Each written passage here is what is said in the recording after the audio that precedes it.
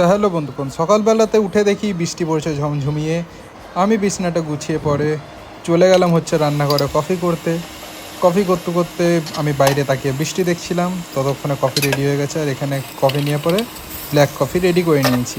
Black coffee ready করে চলে এসেছি কফিটা খেতে। বিন্দুমাত্র হাওয়ার সঙ্গে সঙ্গে বৃষ্টি দেখতে দেখতে এখানে আমি চান করে আজকে বানিয়েছিলাম হচ্ছে কোরিয়ান স্পাইসি ম্যাগি।